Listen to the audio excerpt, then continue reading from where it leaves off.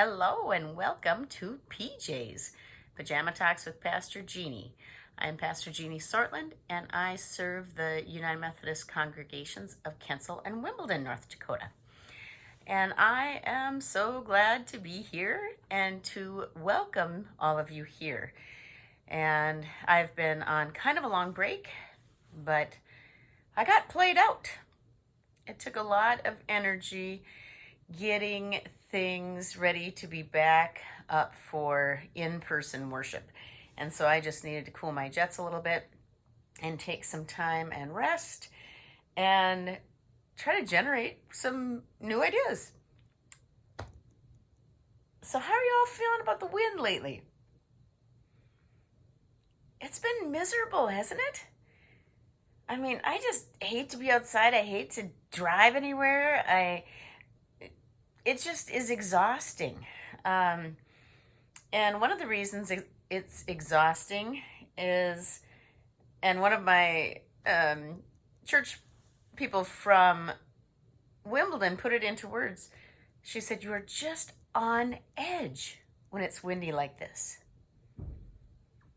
And it really got me thinking about being on edge. And I do want to say today I'm wearing my "Even the Wind and the Waves Obey Him" shirt because I could sure use Jesus to say, "Hey wind, stop blowing." But I guess we'll deal with it until that happens. But yeah, being on edge, and being on edge takes so much energy because you're tense, you're not comfortable, you're not relaxed. And there's more than just the wind that has us on edge. There's money, there's kids. That's kind of something we've been dealing with around here. Health. If your health is not good, how about anybody related to agriculture? How are you doing out there? Feeling like you're kind of on the edge sometimes, I'm guessing. At work, you're judged on your performance and you're maybe worried that your position is not super secure, or that if you make a mistake, that'll be the end, or if you're late again. And of course, there's the COVID tensions. I ride that right now. Some are angry with the protocols that have been put in place for the churches I serve, thinking that we don't need to be doing that. And some are on the other side, that they don't feel safe attending. And so I'm on the edge because I can't please everyone, and I'm hearing it from different perspectives. And these racial tensions. There's a lot of opinions out there. And when you hear other opinions that you don't agree with, it sets you on edge.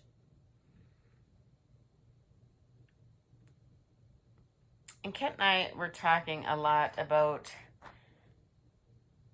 why we think there's so much tension in the world, in life. And we think it's partly because we've not gotten very good. We've kind of not been very good as a people of putting others first. Because if we put others first, a lot of times we look at things differently. And I think if we put others first, then it's not such a hot topic all the time. And some people will probably get a little on edge because I said this. But truly, I had to look deep down, and the times when I've had the most difficulty in my life, I was putting myself in the front. So anyway, something to think about. But when I am on edge, like I have been a lot lately, I find great comfort in the Psalms.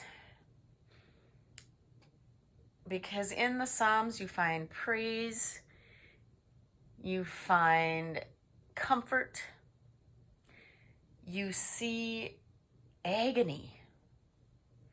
You see that you can challenge God and cry out to God with the deepest longings of your heart. And you can be like, what in the world, God? I'm supposed to keep trusting you, and this is how things look? And you see overcoming those hurdles. So there's a lot of emotional things in the Psalms that you can have help you carry through or help process emotions. So help process these feelings of being on edge. And what I found today that I wanted to share about being on edge, and it's from Psalm 118. And this is not a translation that I'm reading. It's a paraphrase out of the Message. I was right on the cliff edge, ready to fall, when God grabbed me and held me. God's my strength. He's also my song. And now he's my salvation. Do you hear the shouts? Hear the triumph songs in the camp of the saved. The hand of God has turned the tide. The hand of God is raised in victory. The hand of God has turned the tide. I didn't die. I lived. And now I'm telling the world what God did. God tested me. God pushed me hard. But God didn't hand me over to death. And so I think maybe in the times where we're crying out, that's a good one to turn to, because God is not just in the place of handing us over. God is here to help us. And I don't like to use the word victory because I don't ever want it to sound like prosperity gospel that, God, because you are a follower of Jesus Christ, that things are going to be good for you. Because I think we all know that even the closest disciples of Jesus have hardships that are hard to overcome. But I do think that God helps us declare victory over all of these things that keep us on edge. So my hope and prayer is that you are doing well and you are healthy and safe, and that you have all of these things that are going on around us in your prayers, that God's will be done. Thanks for being here. Bye-bye.